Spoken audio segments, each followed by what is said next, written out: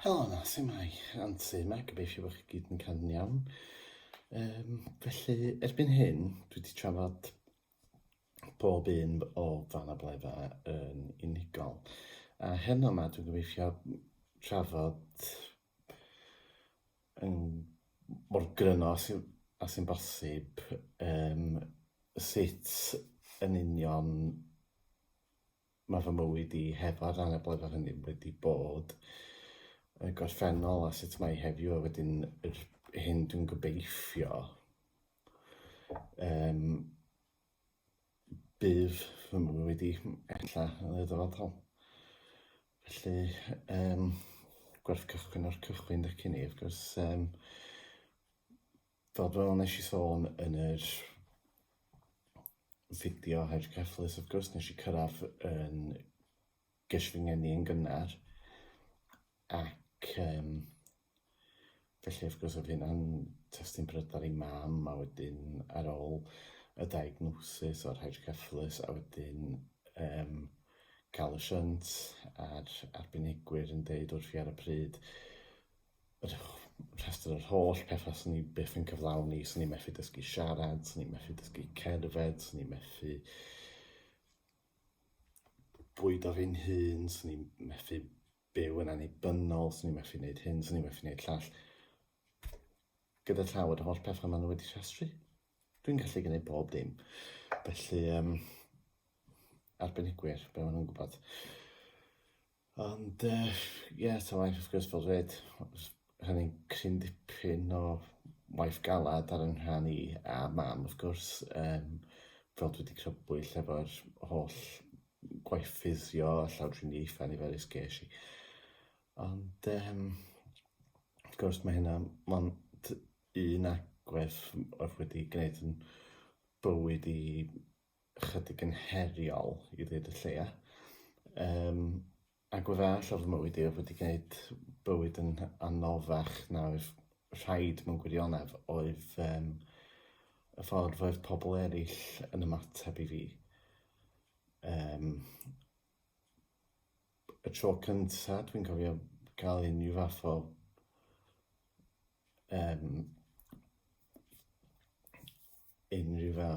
o gasineb wedi gyfeirio tuag ataf gan unigolyn arall oedd pan oeddwn i tua, yn siŵr o'n i'n 2 oed, oherwydd pryd hynny nes i dysgu sut, o'n i'n 2 oed cyn i mi dysgu sut i gerdded heb gymorth, felly wrth gwrs o'n i dal bach yn simsan ar yn nhraed pryd hynny.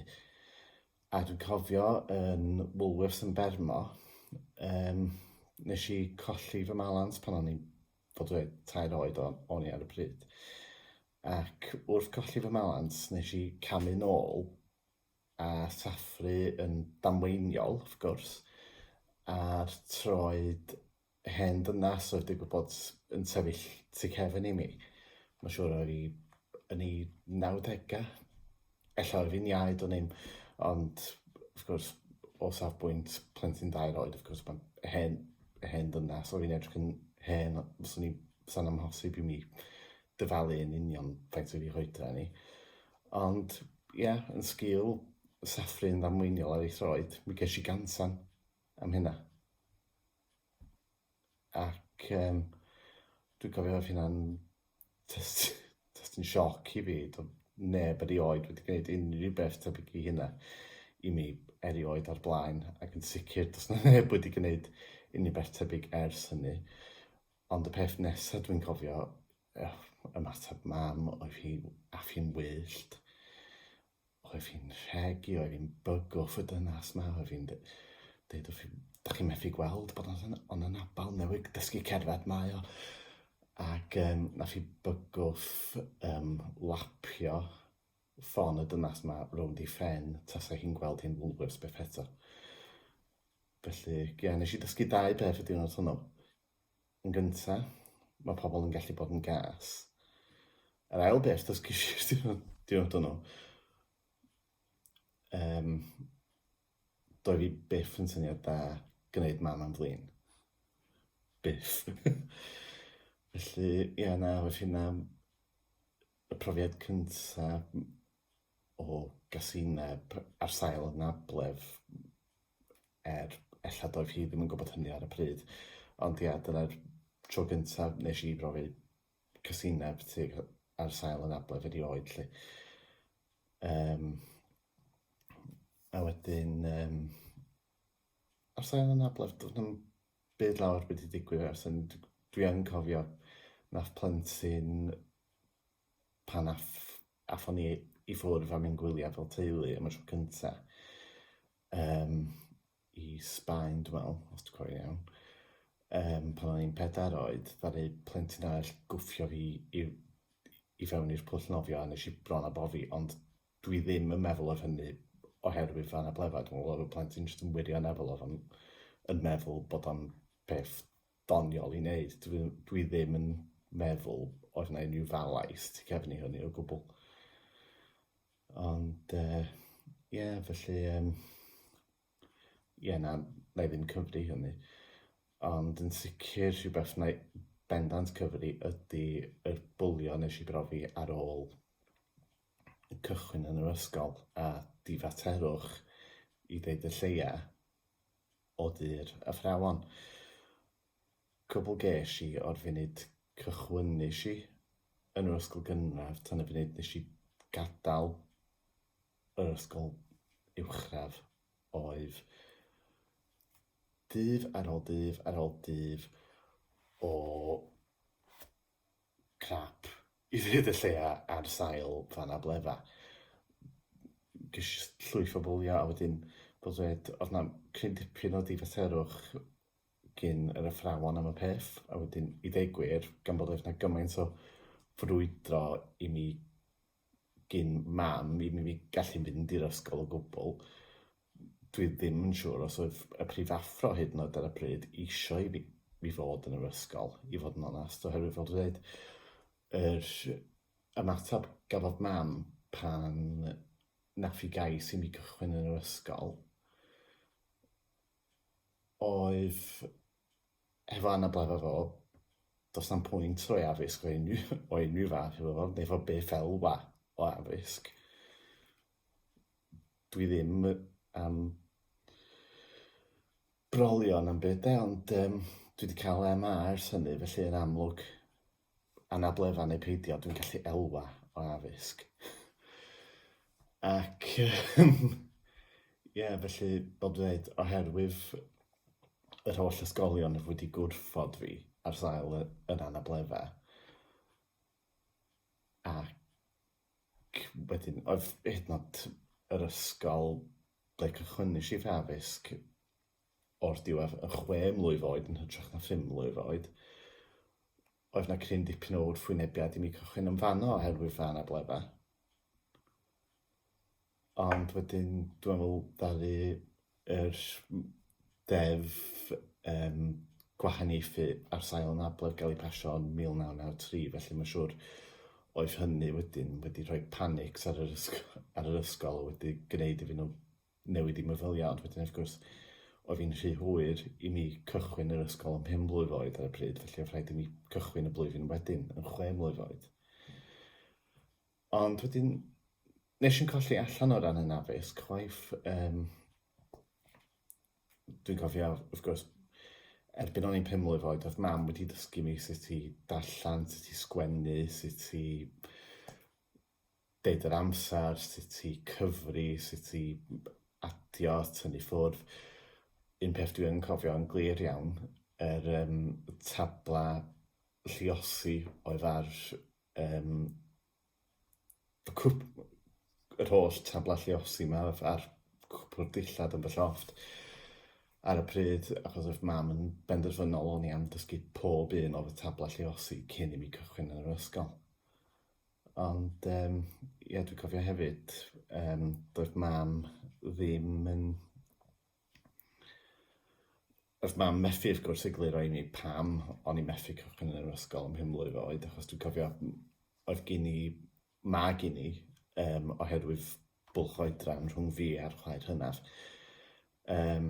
mae gen i nif sydd yr un oedran am mi, a dwi'n cofio fy nif yn cychwyn yr ysgol am 5 mlwydd oed, A fi'n gofyn i mam, o pan bod hi'n gallu mynd i'r ysgol a dwi'n methu.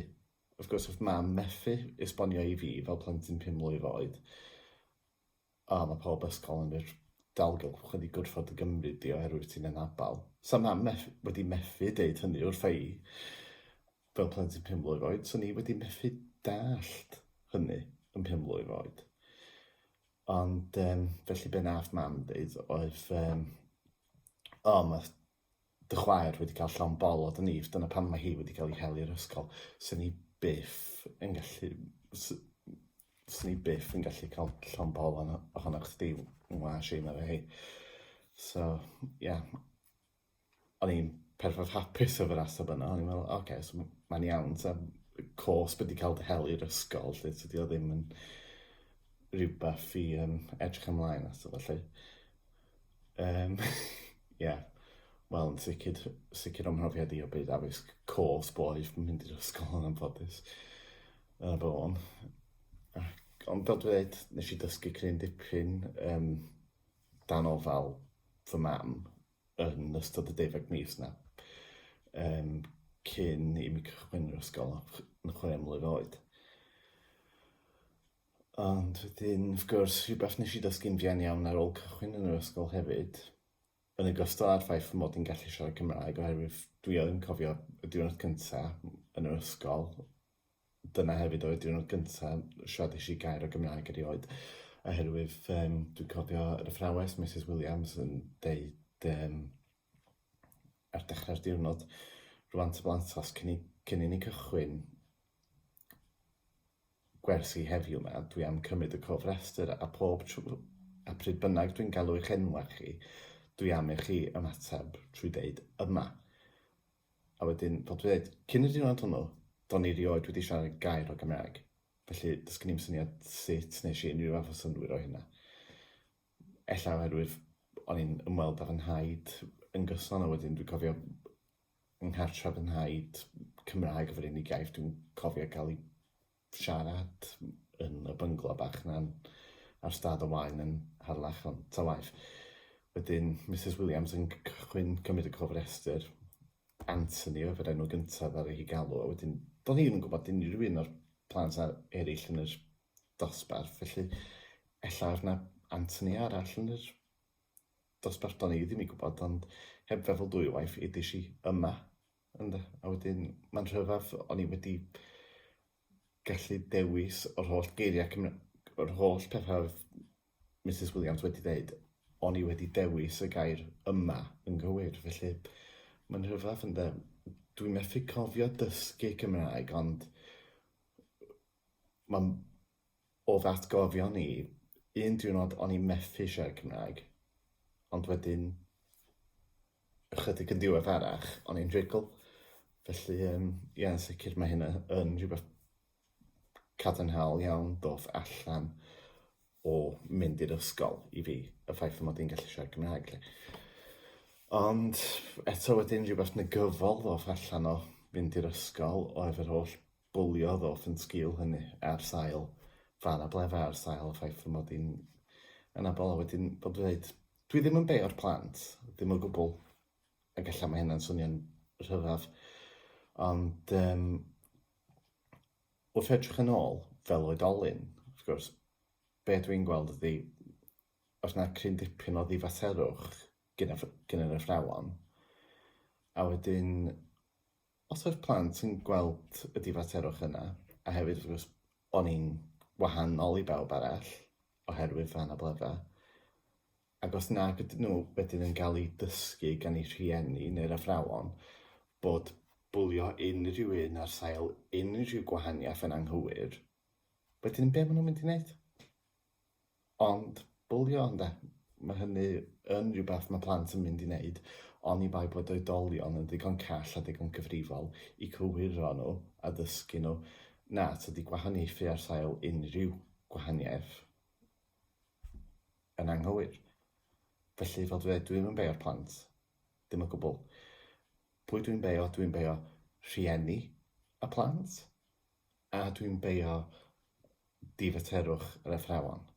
Ond wedyn, dwi'n cofio un diwrnod yn yr ysgol gynradd, mae'n siŵr o'n i'n blwyddyn 3, blwyddyn 4, tua'r adeg yna. Es i allan i'r iard amser egwyl un diwrnod ac mi ges i cweir gan gang o blant. Ac o'n i'n, ar ôl hynna, o'n i'n crynu fel deilen, o'n i wedi upsetio'n arw, hyn a llall ag arall, a fel dweud, oedd, a wedyn, wrth gwrs, oedd un o'r athrawon wedi gweld be ddigwyddodd, ac ddaru'r aelod yma o staff wedyn, ar ôl i'r egwyl dod i ben, ac ar ôl i pawb arall mynd nôl i dosbarthiadau gwahanol, mi ddaru yr aelod staff yma galw yr holl blant oedd yn gyfrifol i fewn i'r dosbarth ble o'n i, felly wrth gwrs i fi oedd gweld y gang yna yn yr un dosbarth a fi, oedd hynny wedi codi ofyn o'na i wedyn. A wedyn wrth gwrs be nath yr aelod staff, be nath yr athrawes yma deud y drefn wrthyn nhw.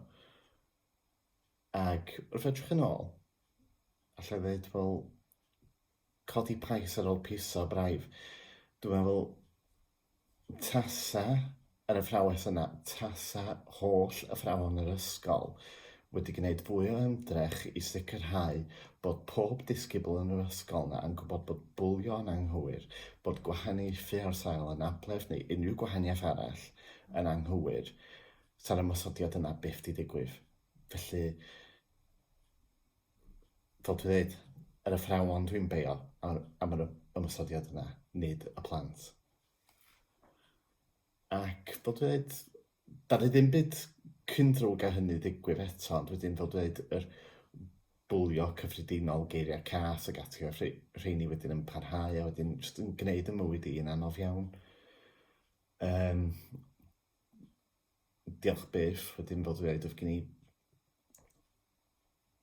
yr unig ffrindiau oedd gen i, dweud gwir, y ffrindiau gorau oedd gen i pryd hynny oedd yr anifeiliaid anwes, o'n i'n byw efo nhw adra, a wedyn un neu dau o disgyblion yn yr ysgol, ond wedyn fel dweud, un neu dau oedd nhw, doedd ni ddim yn y person mwy o poblogaidd yn y byd yn sicr. Wedyn, na, oedd well gen i efo'r holl bwlio, oedd yn digwydd efo'r holl, yn ymwedig ar ôl o cweir na ges i. Oedd well gen i cwmni fi'n hun, neu cwmni anifeiliaid, neu cwmni mam. Oedd well gen i cadw draw o bobl eraill, i fod yn onast. Wrth gwrs, be o'n i wedi dysgu yn ystod y blynyddoedd cynnar na, mae pobl yn gas, mae pobl yn treisgar, gwell cadw draw, ynda. A mae hynny'n gwerth trist ofnadwy i unrhyw blentyn dysgu. Nid oes yna'r un plentyn gael yr argraff yna o bobl eraill o gwbl, a dwi'n meddwl bod mae hynna'n ofnadwy na dyna'r ges i fel plentyn, ond na'n anffodus dyna ges i. Ond wedyn fel dweud, ges i lot o gariad wedyn adra, wedyn o'n i'n hapus iawn fy myd yng nghwmni yr holl anifeiliaid anwes oedd gen i ar y pryd. Dwi'n cofio mam yn cwyno weithiau bod o'r tŷ yn gynyddol fel menagerie, ond hefyd dwi'n meddwl oedd mam yn hapus mewn ffordd i gael yr anifeiliaid yn y tŷ oherwydd oedd hi'n gweld fy mod i'n hapus, oedd hi'n gweld fy mod i'n dod allan o fy hun fwy o gwmpas yr anifeiliaid, gymaint yn fwy na beth ni byth yn gwneud efo pobl. Felly, na'n sicr dwi'n meddwl oedd mam yn gweld oedd cael yr anifeiliaid o gwmpas yn gwneud byd o les i mi. Felly, ond wedyn o ran addysg wedyn oedd lot o pethau reit gyffredin yn digwydd wedyn, bod dweud, jyst bwlio, difaterwch ar wahân i'r ymysodiad na de. doedd yna ymdrech gwirioneddol i dod ar bwlio i ben. A wedyn, fel dweud, be nes i dechrau wneud pan o'n i ryw 10 oed, 11 oed, so tua blwyddyn 4, blwyddyn 5. Yn ystod amser egwyl, be o'n i'n neud weithiau, o'n i'n cocio bach, mynd yn anymwybodol yng nghanol yr cae chwarae. Rwan yn edrych yn ôl, dwi'n gweld oedd hynny'n peth hyrt bos di wneud, a os ni'n gallu mynd yn ôl, os ni byth wedi gwneud hynny. Ond safbwynt i fel plentyn ifanc, oedd yn cael yn bwlio bron pob dydd. O'n i'n meddwl i fi'n hyn, mae'n rhaid i mi denig o'r ysgol rhywsut, a wedyn rhywsut neu gilydd. Dwi'n meddwl oherwydd y siant, a bod mae hynna'n rhywbeth rhaid swnllyd, a wedyn o'n i wedi dod i sylweddoli hynny'n ifanc iawn. Ond nes i fel wedyn mos gwni, os dwi'n cocio bach mynd yn anymwybodol, ella gai mynd adra wedyn. Felly mi nes i hynna rhyw 2 o be dwi'n cofio, ella nes i fwy, ella nes i o chwan a gobeithio na hynna, dwi ddim yn gwybod. Ond dwi'n cofio gwneud rhyw 2 yn ystod dyddiau yn yr ysgol, ble oedd y bwlio wedi gwir mynd yn anioddefol. Felly, be o'n i'n neud, wrth gwrs, o'n i'n jyst yn cwympo i'r llawr, cael fy llygyd, disgwyl i rywun dod ata i galw fe enw rhyw 2, agor fy llygyd yn ara bach, a hynna llall. A wedyn, wrth gwrs, be oedd yn digwydd wedyn wrth o'n ffonio adra, mam yn dod i nôl fi, fi'n am mynd adra, ac unwaith o'n i adra, o'n i'n saff, o'n i'n perffaith iawn. Ond wedyn, fel dweud, dwi'n teimlo'n ofnadwy am wneud i mam poeni amdana fo, oherwydd o'n i ddim yn, nes i ddim sylweddoli cymaint oedd mam yn poeni amdana i oherwydd hynny, a wedyn oedd rhaid i fi, dwi'n cofio oedd fi di deud crybwyll yn ystod ryw apwyntiad neu gilydd, y ffaith oedd o'n i wedi mynd yn anymwybodol pan o'n i'n ifanc yn ystod ryw apwyntiad i ymwneud efo siant. Ac fi'n adeg mam, tydi hynny rioed i digwydd? Na fo mam, tydi hynny rioed wedi digwydd i mi, mewn fi.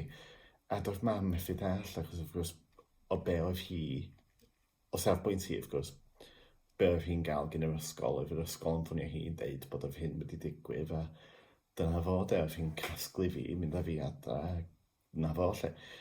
Ond, na, wedyn, ac oedd mam methu dall pam o'n hi'n deud yn 17 oed, na mam, tydi hynny rioed wedi digwydd i mi. Doedd hi methu dall pam, a wedyn mam yn gofyn wrth ei wedyn ar y ffordd adra ar y pwyntiad. Beth i'n meddwl, tydi hynny rioed wedi digwydd, ti ddim yn cofio hyn y digwydd? Wel, na mam, dwi'n cofio'n iawn, ond y peth ydy, doedd nhw ddim yn blackouts go iawn fi. Cocio bach o'n i mewn fi ar dyddiau pan oedd y bwlio yn yr ysgol wedi mynd mor wael. Gwneud hynny, cocio bach mynd yn anwybodol, oedd yr unig ffordd o'n i'n gallu weld o denig o'r ysgol i cael dod ata chdi mewn fi, a mae'n wir drwg gen i mewn fi, am dy boen i di, am cyhyd, am y blackout mewn fi.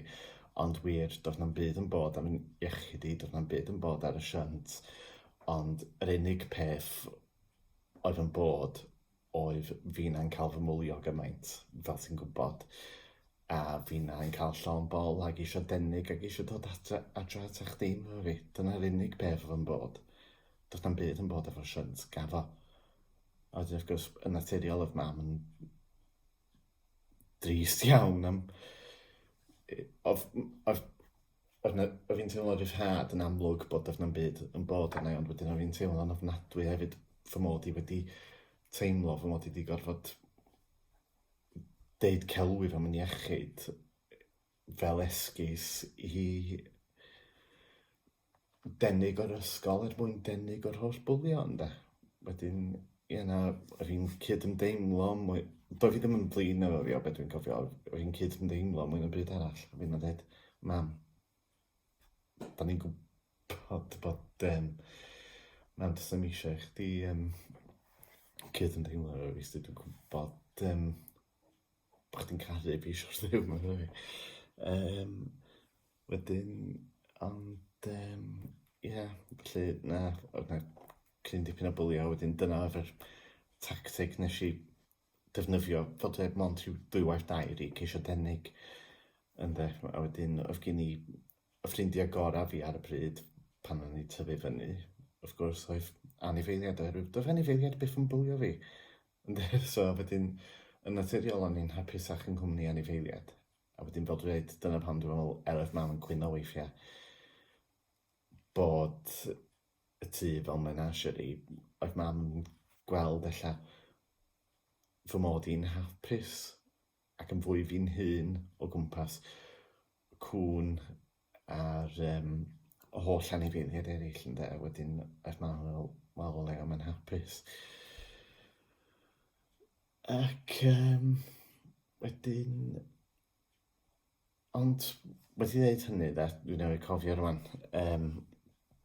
ges i cryn dipyn o bwlio fel dweud ar sail fan y blefa, ond reswm arall pam o'n i'n cael ymwylio hefyd oedd oherwydd ges i fy ngeni yn Wrecsam, ac yn sgil hynny, ac oedd y bwlio yma wedyn wedi cychwyn yn yr ysgol uwchradd. Ac yn sgil y ffaith i mi gael ngeni yn Wrecsam, wedyn do'n i ddim yn Cymro go iawn. Wrth gwrs, do'n i ddim yn gweld y synwyr yn y dadl yna o gwbl oherwydd, wel, sbiwch ar unrhyw fap, mae'r Wrecsam yn amlwg yng Nghymru yn tydi.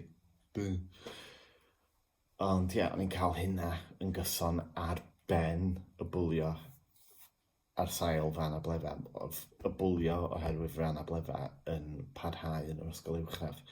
Nid yn unig gyn y disgyblion, ond hefyd gan yr athrawon ambell waith, sydd yn waith o lawar. Ac ond hefyd, fel dweud, nid just pobl normal, os fedri di galw pobl sydd yn bwlio rhywun ar sel yn blefyn normal, nid just pobl heb anabledda, ella, oedd yn bwlio fi. Dwi'n cofio ges i cweir yn 40au, wel, nid cweir, ond ddaru rhywun o Fanceinion mewn Cadarolwyn, oedd tua'r un oed a fi, pan o'n i rhyw 30, 40. Fy boi yma o Fanceinion mewn Cadarolwyn, ddaru o ymosod arna i. A pham? Wel, doedd o ddim byd i wneud efo fan a blefa, ond nath o ymosod arna i ar sail y ffaith fy mod i'n Gymro, ac felly o'n i'n heifu yr ymosodiad. A mae'n peth rhyfa felly, ond dwi'n ymfalchio yn yr ymosodiad yna mewn ffordd, oherwydd mae hynny wedyn yn gwrthbrofi yr hyn oedd pawb arall yn dweud fy mod i ddim yn Gymro go iawn oherwydd fi'n gael geni yn Wrecsam. Daru rhywun ymosod arna i oherwydd fy mod i'n Gymro. Felly yn amlwg fy mod i'n Gymro felly, yn dydi. Ond o fi'n digon hawdd i mi denig o'r ymosodiad yna gyda llaw, ond cwbl o rhaid i mi wneud oedd codi o fi ar yn eistedd a cherdded i ffwrdd, bod fi ddeud efo boi arall ma mewn Cadarolwyn, doedd. So, felly,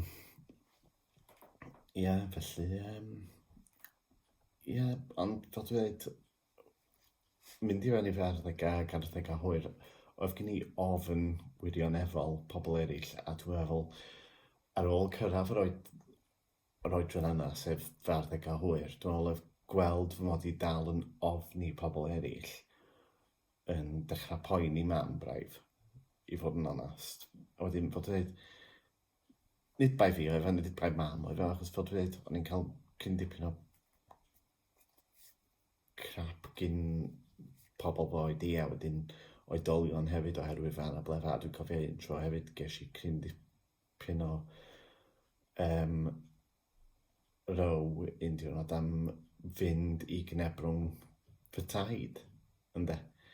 Ac oedd hi'n anrhyfedd, felly dwi'n meddwl oedd yr athrawes dan sylw, oedd hi'n chwilio am unrhyw esgus i dechrau arna i y diwrnod nhw a cyneb rhwng yn haid. Dyna cyfle perffaith dda i dewis. Y ffaith o'n i heb mynd i'r ysgol a wedi mynd i bermo at cyneb rhwng yn haid yn lle. Ac dwi'n cofio ddaru mam tynnu fi allan o'r ysgol y tro yna ar ôl i mi adrodd be ddigwyddodd. A deud wrth mam, ac wrth gwrs ddaru hi tynnu fi allan o'r ysgol. Ac oherwydd y bylio, oedd mam wedi tynnu fi allan o'r ysgol, dwi'n ddim faint o weithiau, oedd mam wedi tynnu fi allan o'r ysgol gynradd ag uwchradd rhyw dwsin o weithiau o leia. Ac dwi'n cofio'r tro ola yma, ar ôl cael row a mynd i cyneb rhwng yn haid, da ni mam tynnu fi allan o'r ysgol a deud, o'n i bai bod honno'n cael ei disgyblu di Anthony ddim yn mynd yn ôl i'r ysgol. A 15 oed o'n i ar y pryd. Ac o be dwi'n cofio, daru oriau yr athrawes dan sylw gael ei gwtogi. Felly dwi'n meddwl daru hynny bodloni fy mam ddigon i anfon fi nôl i'r ysgol. Ar yr amod, wrth gwrs, doedd yr athrawes yna ddim i gael unrhyw beth i wneud efo fi o gwbl da. Ac dyna beth digwyddodd. Ac ac mi eis i a nes i cyrraedd yn penblwydd yn 16 wedyn. Fel dwi'n dweud, ac edrych i ar fy mhenblwydd yn 16, nes i codi yng ngwely y bore hwnnw a deud wrth mam, na, dwi ddim yn mynd i'r ysgol ddim mwy, dwi wedi cael ddigon, dwi wedi cael llawn bol, dwi'n gadael. A mam yn deud wrth i, yn gwbl,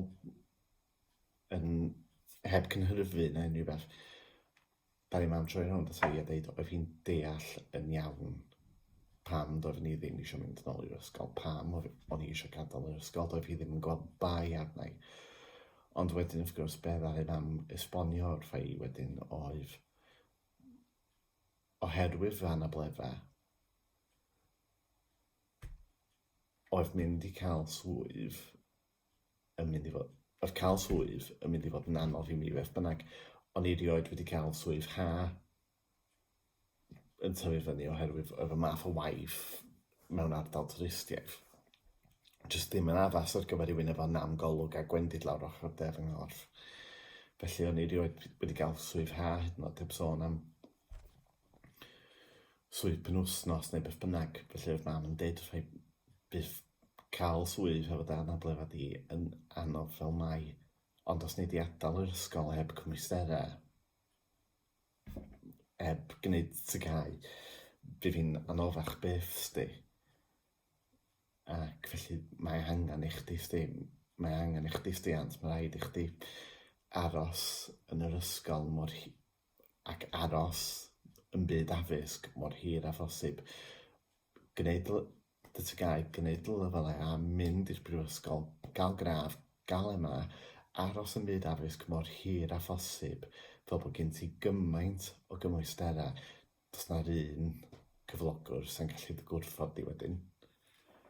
A wedyn ar ôl clod hynna gyma, wrth gwrs nes i cytuno mynd i'r ysgol, wrth gwrs nes i'n gwbl glir, dwi ddim yn hapus am hyn de. Dwi mond yn mynd mwyn cael y tygau, so ni ddim yn portio am fel arall. Ac oedd mam yn deall yn iawn. Ond wedyn, fel o'n i'n deud, eis i offer St John's Pride fel yna. Fel o'n i'n deud, rhywbeth oedd yn poeni mam cryn dipyn oedd y ffaith bod yn sgil yr holl bwlio yma, yn sgil yr holl casineb, oedd gen i gymaint o ofyn pobl eraill, oedd mam yn dechrau poeni am hynny, ac wedyn dwi'n cofio pan o'n i yn 40 a hwyr, mewn cofio faint o'n oedran i yn union 17-18 fella. Nath mam sôn wrth un diwrnod, dwi'n cofio be nath sbart yn y sgwrs, ond nath mam sôn wrth un diwrnod, oedd gan fi'r ffrind yma. A fel oedd hi'n deud, oedd y ffrind yma'n gweithio mewn maes oedd gen i ddiddordeb gweithio yn fi fi'n hun, ac oedd y ffrind ma'n llwyddiannus iawn, ac oedd y ffrind ma'r person mwyaf ffeind yn y byd i gyd, ynde? A fe'n dweud, callia mam, does neb mor ffeind â hynny, ac os ydy'r ffrind yma mor llwyddiannus, yn sicr bydd nhw'n lot rhy brysur i gyfarfod fi. Felly, wrth gwrs, o'n i'n gwneud esgusodion i osgoi cyfarfod y person yma, oherwydd, fel dwi'n dweud, oedd gen i ofyn, o'n i'n lot rhy nerfus i gyfarfod pobl eraill ar y pryd. Ond wrth edrych yn ôl rwan, dwi yn dyfaru peidio cytuno cyfarfod y person yma, oherwydd dwi'n meddwl sef cyfarfod y person yma pryd hynny yn 40au wedi gwneud byd o les i mi. Oherwydd wna i ddeud hyn rwan, dwi ddim am enwi nhw ar gamera, oherwydd sgyn i ddim i caniatad, ond dwi wedi cyfarfod ffrind fy mam ers chydig o flynyddoedd rwan, ac hi oedd yn iawn. Mae'r person yma yn wir y person mwyaf ffeind, mwyaf caredig dwi wedi cyfarfod erioed o'r blaen. Mam oedd yn gywir. A dwi'n siŵr tas chi yma heddiw sa'n dweud wrthai, edi sido. Felly, ie na, dwi'n cyfri person yna fel ffrind anwyl iawn i mi. A dwi'n diolchgar iawn fy mod i wedi cyfarfod nhw. Felly, ble o'n i da? Ie, so, fel dweud, oedd gen i cryn dipyn o ofn o bobl eraill, a wedyn es i prifysgol, a ddad hynny gwella i'r afan nes i cyfarfod rhywun sydd wedi dod yn ffrind arbennig i mi yn ystod fy nghyfnod yn y coleg, a dyn ni dal mewn cyswllt hefyd oedd yn gwerthfawrogi nhw yn fawr iawn, ynde. Ond, serch hynny, o'n i dal yn nerfus ymysg o gwmpas pobl eraill, a nath o cymryd blynyddoedd lawer a lot o help gyn lot o bobl i codi fy hyder o gwmpas pobl eraill i wneud yn saff, fy mod i'n fwy hyderus o gwmpas pobl eraill, ynde. A wedyn dwi'n falch iawn bod hynny wedi ddigwydd, a wedyn rhywbeth nes i anghofio sôn, a dwi'n diolchgar iawn bod hynny wedi digwydd hefyd o ran y cymorth dwi wedi derbyn. Rhywbeth nes i anghofio sôn hefyd am yr hydrocephalus, yr fideo hydrocephalus, ydy'r ffaith bod hynny yn gallu achosi nerfusrwydd a iselder ag ati yn ôl gwefan Sion, ynde. So wedyn, o'n i'n meddwl na jyst oherwydd o bwlio oedd hynny, neu oherwydd diffyg hyder oedd hynny. Do'n i ddim yn meddwl oedd o'n unrhyw beth i wneud efo'r hydrocephalus, ond wedyn fel dweud, efo'r holl cymorth dwi wedi derbyn, dwi wedi goresgyn hynny, felly dwi'n reit falch na fyddai byth yn cael gwared o'r hydrocephalus. Mewn ffordd, dwi wedi goresgyn un agwedd o'r anabledd os dim byd arall. A wedyn, o ran cael hyd i waith, wrth gwrs, mi soniodd mam, so hynny'n anodd, ond diolch byth. Dwi'n falch iawn i ddeud, mi ydw i mewn gwaith bellach mewn swydd, dwi'n caru'r cymyl, a dwi'n wir yn meddwl o byd o'r swydd yma, werth y byd i mi. Ond fod oedd y llwybr i gael y swydd wych yma, ddim yn hawdd yn sicr, o'n i wedi dod faint o ceisiadau dwi wedi anfon i ffwrdd ar hyd o flynyddoedd ers i mi grafio efo yr MA o Brifysgol Bangor. Ond dwi wedi cael cryn dipyn o, agwedd cryn dipyn o gyflogwyr tuag at pobl yn Abal wedi bod yn ffiaidd i ddweud y lleia. Felly, bod dweud, mae lot o le i gwella yn hynny o beth. Enghraifft, dwi'n cofio llenwi fewn ffurflen-gais ar gyfer swydd yng Nghaerfyrddin. Doedd na ddim sôn o gwbl am yr angen am drwyfedyddu a defnydd car yn ymnylu person a'r swydd disgrifiad na ddim byd. Felly nes i anfon y cais i fewn. Tasa na wedi bod unrhyw sôn yn y gwaith papur bod angen trwyfedyddu a defnydd o gar. So ni byth wedi anfon yr cais i fewn oherwydd yn sgil yna am golwg dwi'n methu gyrru car.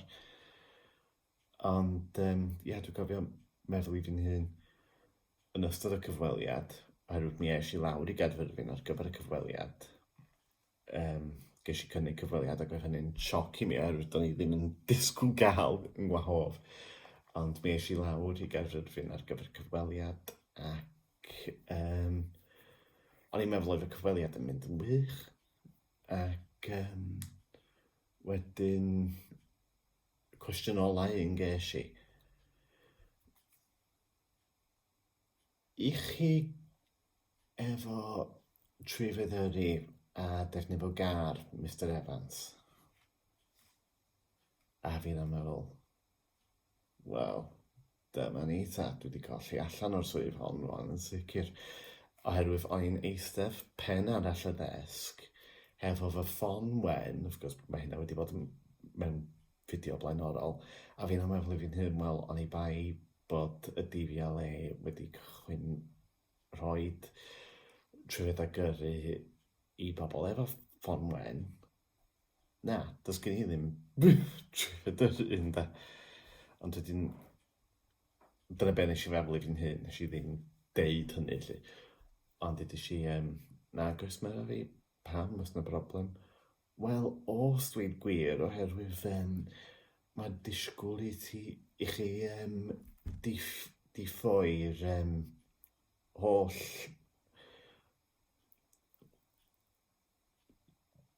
drefi yr ardal mwyn hybu'r Gymraeg. So hynny ydy, fel rhan o'r swydd, so ni wedi gorfod deithio o gwmpas Caerfyrddin, Llanelli, Hwlffordd ac Aberystwyth. A fi'n dweud, wel, o ran Caerfyrddin, tasa ni'n digon ffodus i gael ymhenodi'r swydd, so ni'n gobeithio byw yn yr ardal hon, ac o ran deithio i Lanelli a Hwlffordd, so ni'n dal tren, siwr o fod, a siwt sy'n chi'n diffo i Aberystwyth wedi ni. Does na'm trenau i Aberystwyth. A fi'n meddwl,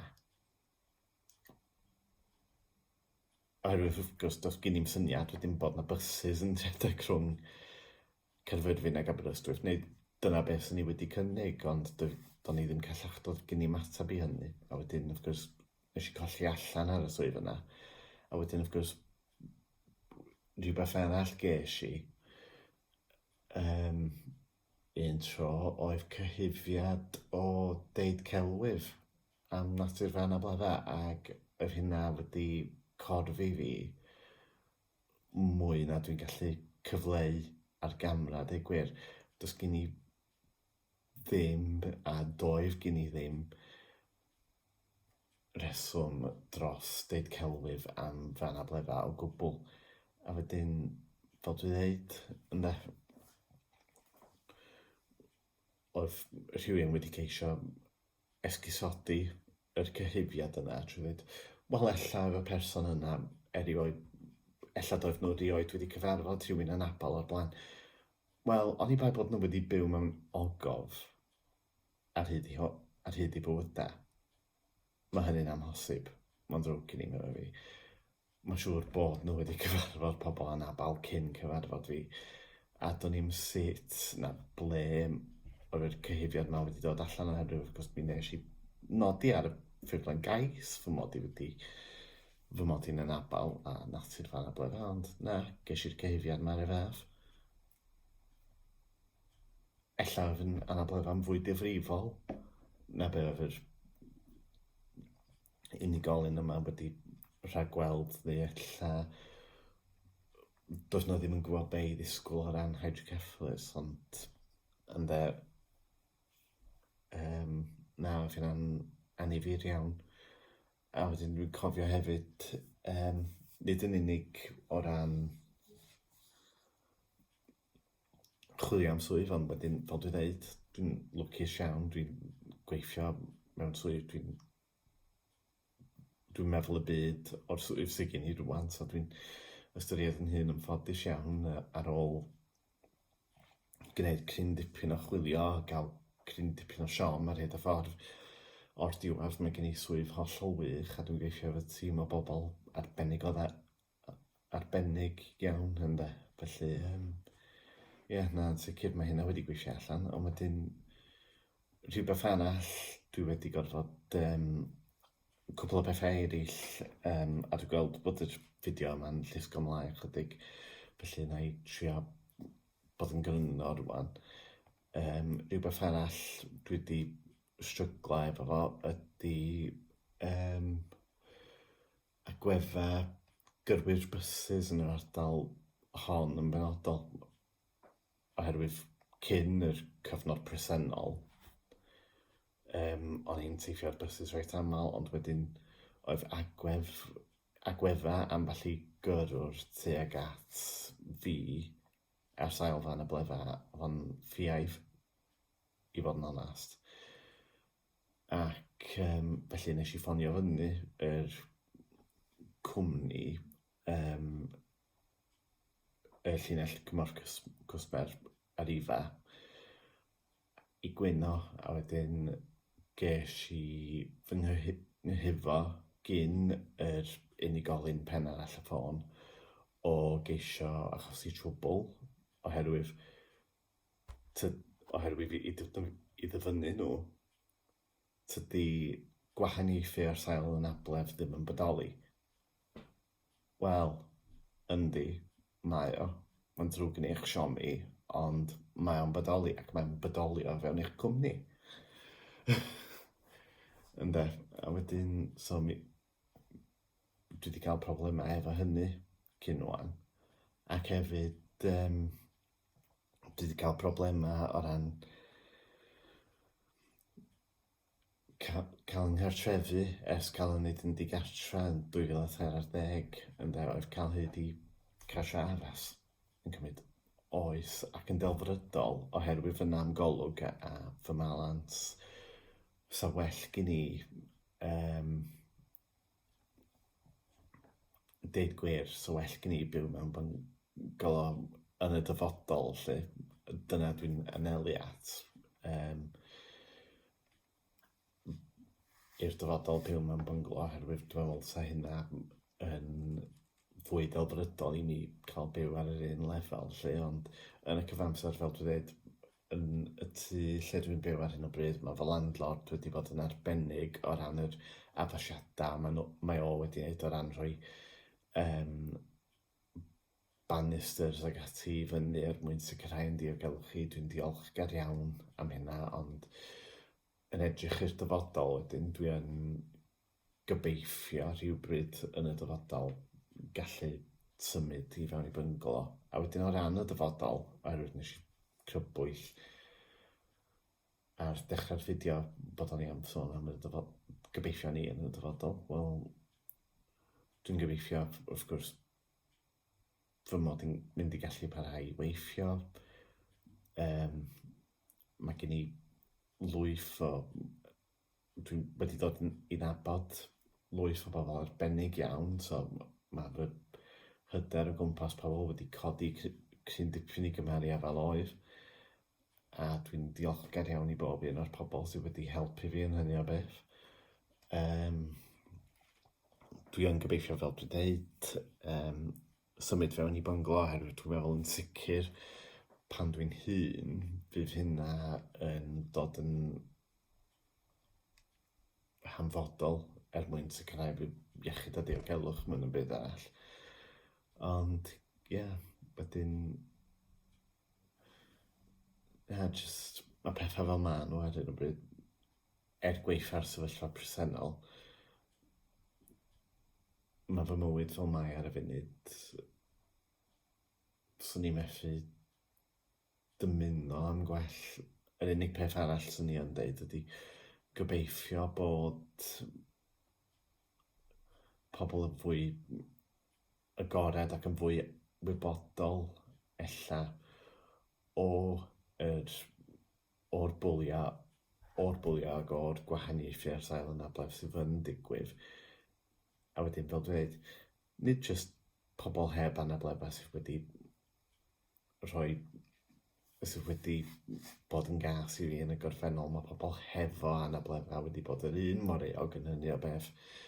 Ond, jyst yn gobeithio bydd pobl yn fwy ymwybodol o'r hyn sydd yn digwydd ac sydd yn parhau i digwydd, a dwi'n meddwl yn gobeithio wneith hynny lleihau wrth i amser fi'n teifio ac wrth i chwaneg o bobl dod yn fwy wybodol. Dyna di'n gobaith i beth bynnag. Felly, ta waith dwi wedi mwydro am lot rhy hir rwan, felly nos da, cadwch yn ddiogel ac welwch chi eto, ynde. Gobeithio bod y fideo yma'n neud synnwyr, ynde. Hwyl am y tro.